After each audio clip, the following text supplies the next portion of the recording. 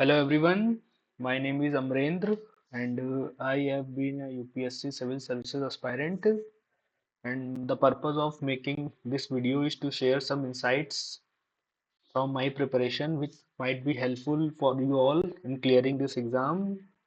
So now let us start. As we know that approximately 1 month is left for this examination. So just a minute. So अभी हमें क्या करना चाहिए? बहुत anxiety हो रही होगी कि टाइम कम बचा हुआ है एंड डर लगा होगा कि कैसे एग्जाम क्लियर होगा या नहीं होगा. So we will be basically discussing all these issues. So for that I have made one, you can say, video which will be actually helpful for you all. ठीक है. तो अभी 1 महीना बचा है तो ज़्यादा डिस्कशन नहीं होगा. जो हमने पढ़ लिया है, जो हमने नॉलेज ले ली है, now we have to apply that. उस नॉलेज को हम कैसे अप्लाई करते हैं? Basically through practice.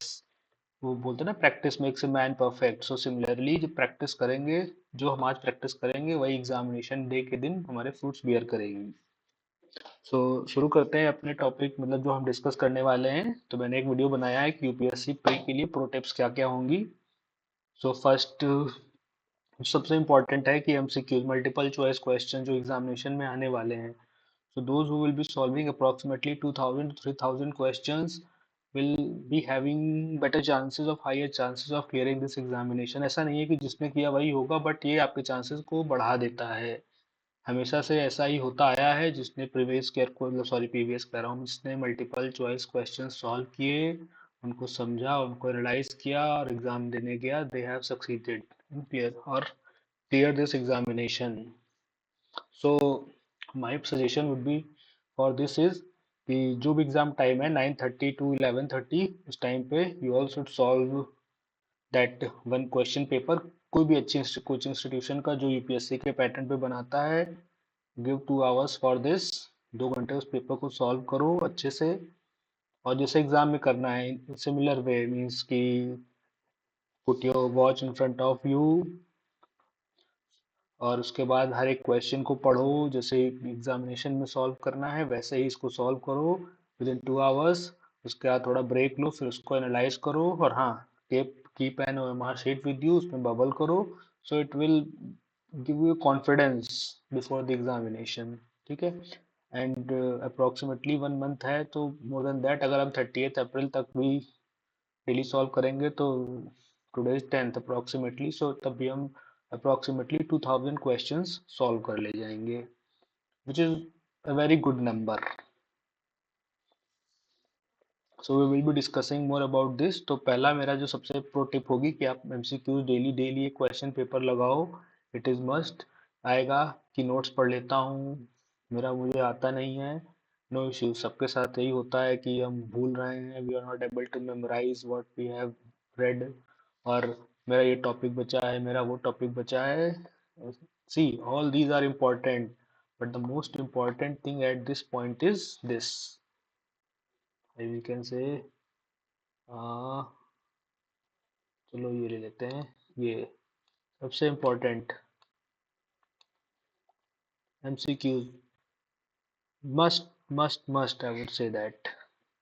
So means distribute your time in the day like this कि in the morning you will solve one question paper. उसके बाद in the evening means approximately after 5, so analyze the previous year question papers. और I would say that कि किसी भी, मतलब mostly coaching institutions ने डाल रखे होंगे कि सब्जेक्ट वाइज, तो उनको सब्जेक्ट वाइज पढ़ो. जब जो टॉपिक रिवाइज कर रहे हो उसके क्वेश्चंस उठाओ, देखो कैसे क्वेश्चंस पूछे गए हैं. स्पेशली लास्ट 10 years के, वो सबसे ज़्यादा हेल्पफुल होने वाले हैं. पहली चीज़, जो हम अक्सर सोचते हैं क्या क्वेश्चंस रिपीट होते हैं, तो not 100%, but yes, indirectly repeat होते आए हैं, रिपीट होते रहे हैं, रिपीट होते रहेंगे, क्योंकि यूपीएससी का एग्जामिनेशन का एक सिलेबस है, वो उसी से क्वेश्चन पूछता है. टॉपिक्स वही होंगे, पूछने का तरीका थोड़ा सा डिफरेंट होगा. बट तो पहली चीज तो ये है कि रिपीट हो गया तो वेल एंड गुड, सबके लिए अच्छा है. बट एक वो पैटर्न, कैसे क्वेश्चंस आ रहे हैं, कैसे वो ऑप्शंस बना रहे हैं, फिर एक वो इंट्यूशन डेवलप होता है कि अच्छा इस क्वेश्चन का ये आंसर होगा प्रैक्टिस के बाद. तो ये सब पीवीआईक्यूज देखने के बाद ही आपको समझ में आएगा. ये वो चीजें मस्ट करनी करनी, तो हमें एक बाई स्टेप हम देखेंगे. उसके बाद third is current affairs. It is also very important because UPSC is going to ask questions. What have what is the trend?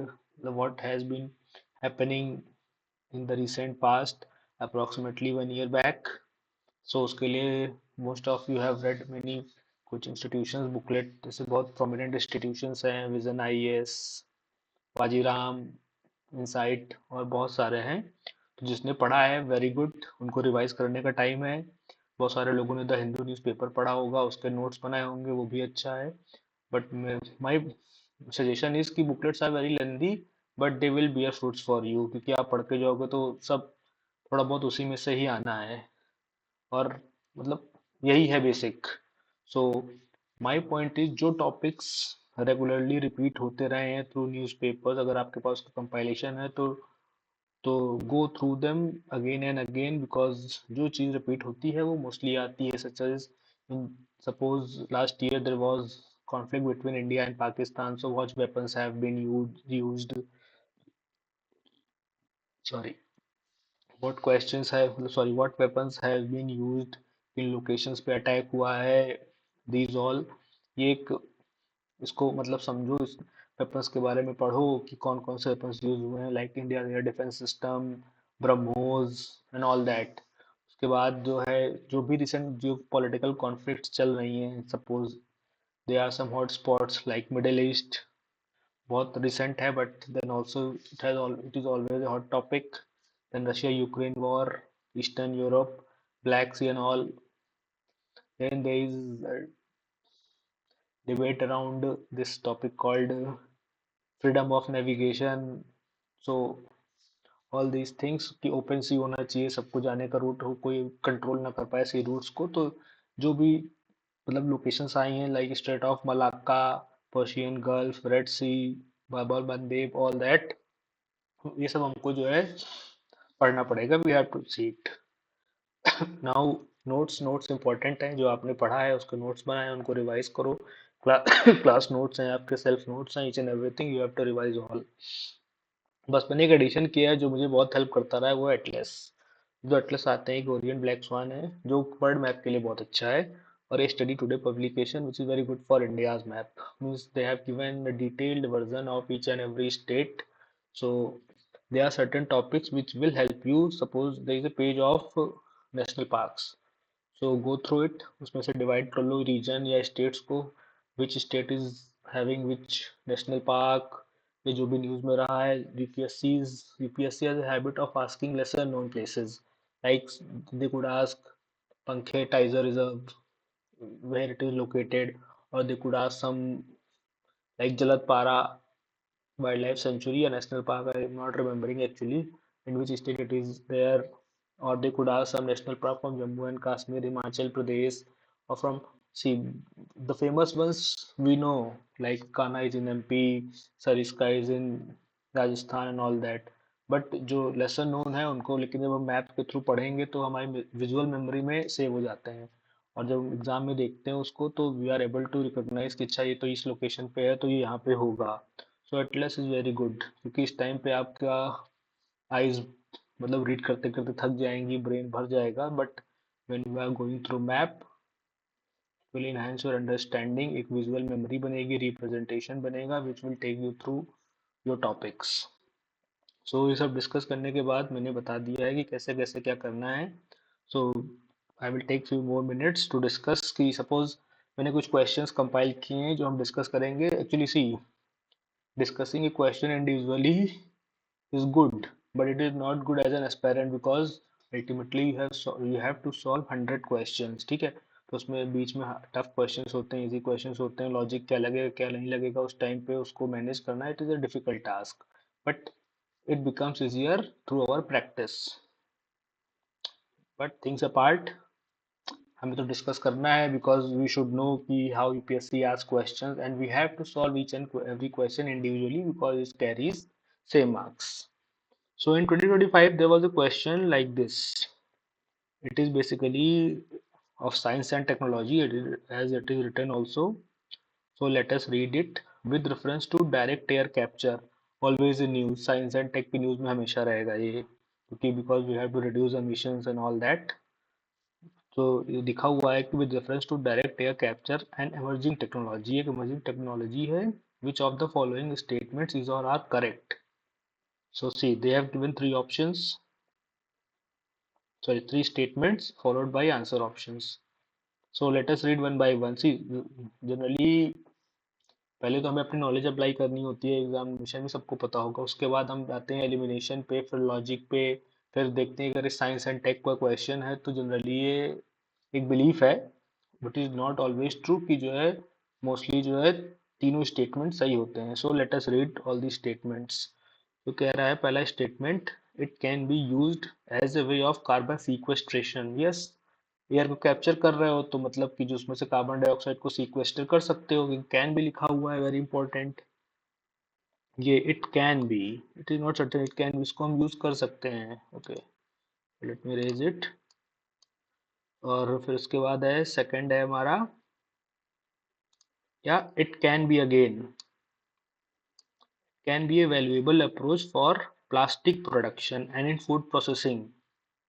सो अगर हम सोचेंगे कि कैसे कैसे क्या होगा, but we do not know what science is going to do in future, but it can be, then certainly it can be. So अगर can B statement है तो हो सकता है, तो अगर हो सकता है तो हम इसको ट्रू मानेंगे, क्योंकि जो है कोई ऐसे वैसा नहीं है कि नहीं, मतलब एकदम एक्सट्रीम स्टेटमेंट ही नहीं है, एकदम सॉफ्ट और जनरल स्टेटमेंट है, और जो कि यूपीएससी में हमेशा सही होते हैं, क्योंकि ये क्वेश्चन पेपर ही जनरल स्टडीज का है. उसके बाद हम देखते हैं third, in aviation it can be again be a source of carbon for combining with hydrogen to create synthetic low carbon fuel. हो सकता है हम कुछ कार्बन कैप्चर करके उसको हाइड्रोजन के साथ कंबाइन करें और कुछ नया फ्यूल बनाएं. सो यस, सो तीनों मतलब हो सकते हैं. तो अगर तीनों हो सकते हैं then option will be answer C. और जो हमारा साइंस एंड टेक्नोलॉजी की एक ट्रिक कह लें, टिप है कि मोस्टली सारे ऑप्शन सही होते हैं, वो इस क्वेश्चन में वर्क कर रहा है. देखो, आपके टिप्स, आपका लॉजिक, आपकी नॉलेज हर क्वेश्चन पे लगेगी. ठीक है, ऐसा नहीं हो सकता कि आप एक क्वेश्चन सेलेक्ट करो और वहीं पे लगाओ. No, it is a game of positives and negatives. 10 में से आपके 6 सही होंगे, 4 गलत होंगे, but ultimately you are in the positive range. So अगर आता है तो सबसे पहले नॉलेज ही हमारा मेन वो है. चलो अब आगे बढ़ते हैं, डिस्कस करते हैं कुछ अलग क्वेश्चंस. सो ये मैंने हिस्ट्री के क्वेश्चंस कंपाइल किए हैं. It might be visible to all of you. So suppose ये क्वेश्चन है, द इरिगेशन डिवाइस कॉल्ड राघट वॉज. ये देखो, जिसने हिस्ट्री पढ़ी है, मॉडर्न पीरियड पढ़ा हुआ है, तो उसको पता होगा ये क्या है, बिकॉज ये हिस्ट्री से डायरेक्ट क्वेश्चन है, तो इसीलिए इजी क्वेश्चन है. तो अगर हम स्टेटमेंट्स पढ़ेंगे, water bag made of leather pulled over a pulley, मतलब लेदर से वाटर बैग बनाया, ओवर पुली ले जा रहे हैं. फिर a large wheel with earthen pot tied to the outer ends of its spoke.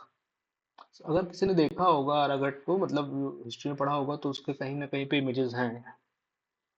फिर है third, the larger earthen pot driven by bullocks, मतलब बुलक्स लेके जा रहे हैं. Large water bucket pulled up by rope directly by hand. Large water bucket pulled up by rope directly by hand, इसमें से ऐसे कुछ समझ में नहीं आ रहा होगा कि मतलब सब भी हो सकते हैं, रगड़ इरिगेशन डिवाइस है, बट जिसने पढ़ा है उसको पता होगा कि ये जो अर्दन पॉट होता है लार्ज व्हील्स के थ्रू, तो ये वाला ऑप्शन सही होगा इसका.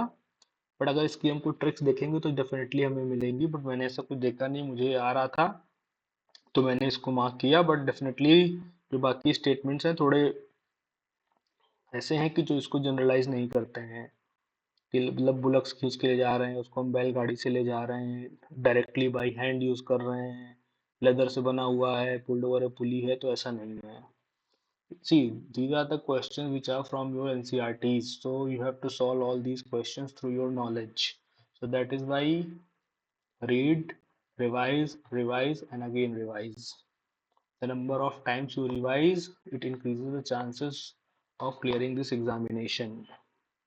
सो बाकी नेक्स्ट क्वेश्चन है, ये भी फैक्चुअल क्वेश्चन है, पढ़ा हुआ है कि in ancient India who assumed the title of Mattavilas, Vichitrachit and Gunabhara. So those who know, it is Mahendra Varman first. Simple सा क्वेश्चन था ये. He was also called as चित्रकार पुली because he was a great temple builder. तो उन्होंने इतने सारे titles assume किए थे. So I am discussing these questions because these are the questions which every aspirant should know. क्योंकि ये तो बेसिक टॉपिक्स हैं, मतलब आप एनसीईआरटीज पढ़ोगे तो you will come and again all through all these topics. Then question number 15 very easy. Fa Hien मतलब हम पढ़ते हैं तो हर्षा के बारे में पढ़ते हैं. फाई एन उनके टाइम पे शायद ह्यून सांग थे, वो भी इम्पोर्टेंट है. But Fa Hien Chinese pilgrim India में आए थे. He was the first Chinese to visit India. किसके टाइम पे आए थे? चंद्रगुप्त सेकंड. Very important. तो इसका ऑप्शन बी है. सिमिलरली एक ये क्वेश्चन देखते हैं, थोड़ा नया ट्रेंड का क्वेश्चन था ये 2025 में, कि इसमें 3 स्टेटमेंट दिए हुए हैं और उसके थ्रू हमको आंसर डिड्यूस करना है. पहला है circular economy reduces the emissions of green house gases. Circular economy क्या होगी कि मतलब हमने इनपुट दिया, आउटपुट लिया, फिर उसमें से ही हम कुछ इनपुट में यूज करेंगे. तो डेफिनेटली अगर हम आउटपुट को ही इनपुट में यूज करेंगे तो वेस्टेज कम होगा हमारा, तो रिड्यूशन हमारा एमिशंस का कम होगा, मतलब सॉरी एमिशंस रिडक्शन होगा. तो ये एक स्टेटमेंट है. Very good. ये मत सोचो कि स्टेटमेंट वन है, स्टेटमेंट टू, स्टेटमेंट थ्री. पहले हम पढ़ेंगे स्टेटमेंट में है क्या. ओके, सो स्टेटमेंट वन ऐसा कुछ बता रहा है कि रिड्यूस कर सर्कुलर इकोनॉमी रिड्यूस करती है जीएचजीस को. तो वेरी गुड, यस. सेकंड है circular economy reduces the use of raw materials as inputs. यही मैंने बताया, सर्कुलर इकोनॉमी है तो कुछ रिडक्शन होगा इनपुट्स में. तो यस, सेकंड स्टेटमेंट भी सही है. Statement third, circular economy reduces wastage in production process. Definitely जब आप जो है कुछ आउटपुट को अगर आप इनपुट में यूज कर रहे हो तो डेफिनेटली आप वेस्टेज कम कर रहे हो. तो अभी पढ़ते हैं कि क्वेश्चन से पूछ क्या रहा है. Which one of the following is correct in respect of the above statements. So पहला स्टेटमेंट है both statement second and third are correct and both of them explain statement one. तो पहला देखो सेटिस्फाई कर रहा है कि सेकंड भी सही है, थर्ड भी सही है और फर्स्ट को एक्सप्लेन भी कर रहा है. So yes. फिर भी हम पढ़ लेते हैं. Both statement second and third are correct but only one of them explain statement one. तो no, both are explaining the statement one. Similarly option C, only one of the statement second and third is correct. तो definitely wrong, क्योंकि second और थर्ड दोनों correct है. तो आगे we do not need to read further. Similarly, option D, neither statement second nor statement third is correct. Is vague option. So we are left with only one option, and that is sorry, option A. Oh,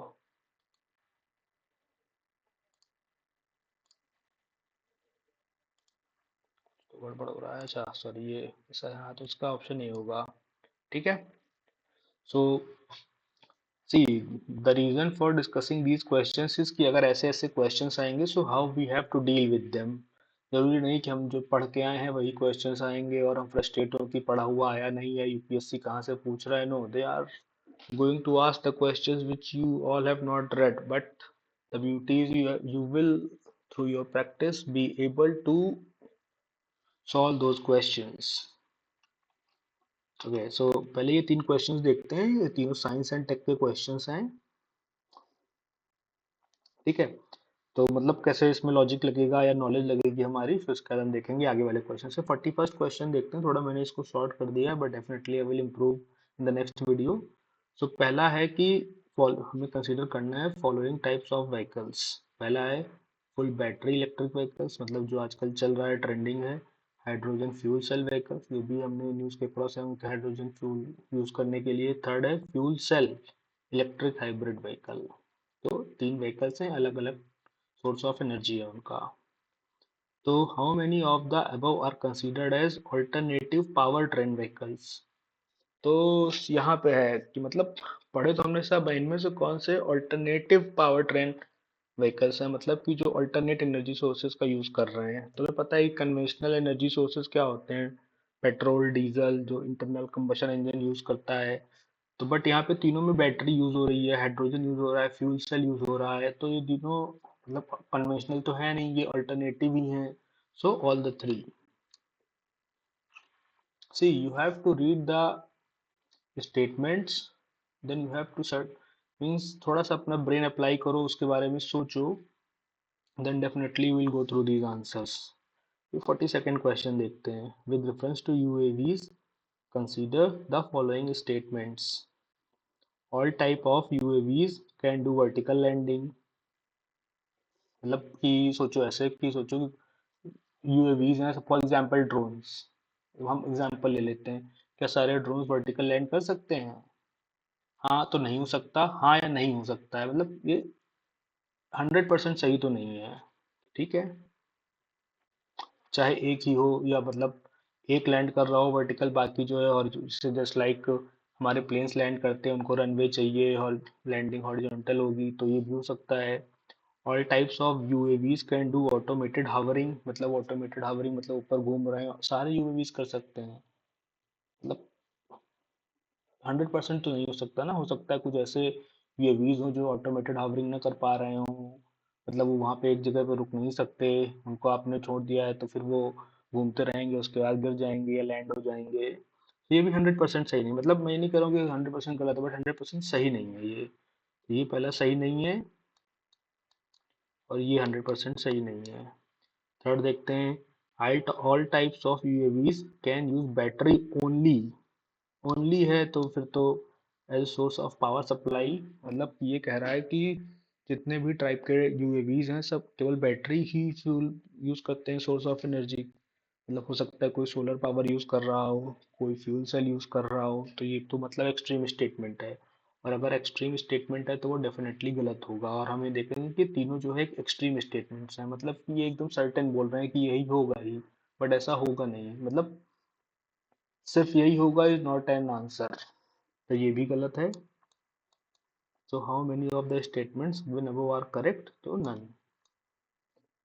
ये question देखो easy है जी, ये हर बार UPSC का pattern है, ये ऐसे पूछेंगे ऑल सम, तो इनको आपको देखना है कि मतलब स्टेटमेंट पढ़ना है, जरूरी नहीं कि ऑल है तो गलत ही होगा या सम, बट जनरली ऐसा होता है कि ऑल गलत होते हैं और सम वाले मोस्टली सही होते हैं। फिर उसके बाद हमारा है question number 43, in the context of C, एक और क्वेश्चन इलेक्ट्रिक व्हीकल्स पे। ईवीज का इतना ट्रेंड है कि गवर्नमेंट की तरफ से कि यूपीएससी ने भी फॉलो करना शुरू कर दिया है कि आप ईवी की बात करोगे तो हम ईवी पे क्वेश्चन पूछेंगे एस्पिरेंट से। So it is like that.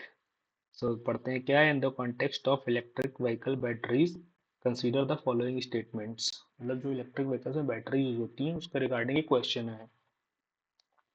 Cobalt, graphite, lithium, nickel, how many of the above usually make up battery cathodes. तुमने देखा होगा, हमने साइंस में पढ़ा है अपनी 9th 10th में भी कि बैटरी बनती है उसमें पॉजिटिव होता है नेगेटिव होता है, पॉजिटिव होता है उसको कैथोड बोलते हैं, नेगेटिव होता है उसको एनोड बोलते हैं।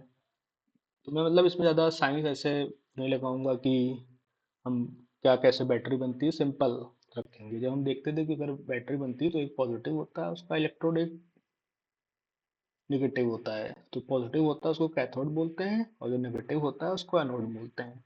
और ये भी जानते हैं कि जो मेटल्स होते हैं वो कैथोड में यूज होते हैं, और जो नॉन मेटल्स होते हैं जनरली वो एनोड में यूज होते हैं। तो बस अगर इतना आपको पता है then you can deduce this answer, like cobalt metal है तो कैथोड में यूज होगा, graphite form of carbon non metal, तो ये मेटल है, ये नॉन मेटल है, ये लिथियम मेटल, निकल मेटल।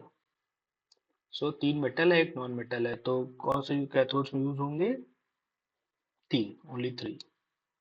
और चलो मैं आपको यहाँ पे एक और जो प्रो टिप्स दिए, तो मैंने क्वेश्चन सॉल्व किए, जो प्रो टिप्स हैं जनरली ऐसी होती है, जो अगर तीन स्टेटमेंट्स हैं तो मोस्टली यूपीएससी के दो ऑप्शन सही होंगे, क्योंकि वो इस तरीके से बनाते हैं। बहुत कम होगा कि एक ऑप्शन सही हो, अगर तीन स्टेटमेंट्स हैं तो जनरली इसमें से दो सही होंगे, अगर चार हैं तो चांसेस ऑफ ज़्यादा सही होने के 3 या 4 होता है, क्योंकि मतलब ज़्यादा गलत स्टेटमेंट्स क्यों देने हैं। बट यूपीएससी जनरली 3 पूछता है, तो आप अगर जब भी पीवाईक्यूज एनालाइज करोगे और उनके आंसर कीज देखोगे तो आपको मिलेगा कि जनरली दो स्टेटमेंट सही होते हैं। तो ये प्रो टिप ये है कि जब आपको कुछ नहीं आता है, आपके क्वेश्चंस अटेम्प्ट नहीं हुए and you have to solve, तो सिंपली जैसे क्वेश्चन नंबर 42 है ओनली वन ओनली टू, तो इसमें आप जा सकते हो। बहुत सारे एग्जांपल्स मैं शो करूंगा, बट डेफिनेटली पहला वीडियो है तो I want all you to take a look at it, बस उसके अलावा कुछ नहीं। अभी हाँ, ये क्वेश्चन नंबर 18 देखते हैं। ये थोड़ा ऐसा क्वेश्चन है कि शायद पता नहीं, मुझे लगता है किसी बुक में होगा, किसी ने पढ़ा होगा, but definitely will look after it. The first Gandharva Mahavidyalaya, a music training school, was set up in 1901 by Vishnu Divankar Paluskar in अभी ये क्वेश्चन है कि ये जो गंधर्व महाविद्यालय है ये कहाँ पे सेटअप हुआ था इन 1901 में। तो देखो, ये एक मतलब मॉडर्न हिस्ट्री का क्वेश्चन है, बट एक डिफिकल्ट क्वेश्चन है क्योंकि अगर आपने नहीं पढ़ा है तो आपको नहीं आता है। ऑप्शंस है दिल्ली है, ग्वालियर है, उज्जैन है, लाहौर है। तो मतलब इसमें हम कुछ अगर ट्रिक लगा सकते हैं तो देखिए, गंधर्व महाविद्यालय है तो एक मतलब म्यूजिक ट्रेनिंग स्कूल है, तो म्यूजिक सिटी कहाँ पे थी? ग्वालियर थी। तो हम उसके लिए जा सकते हैं कि maybe it might be related to this. ठीक है। फिर ऐसे विष्णु दिबांकर पालुस्कर ही मतलब भी मोस्टली जो है एक महाराष्ट्र से नाम बिलोंग करता है, तो हम इसके लिए जा सकते हैं। तो मतलब अगर ऐसे क्वेश्चंस हैं, if you are knowing the answer very good, नहीं आता है तो इस पर टाइम वेस्ट मत करो क्योंकि ये एक फैक्चुअल क्वेश्चन है। इसको बाद में अटेम्प्ट करो। इसको अपना सीधे जो है, if you do not no any of the option तो इसको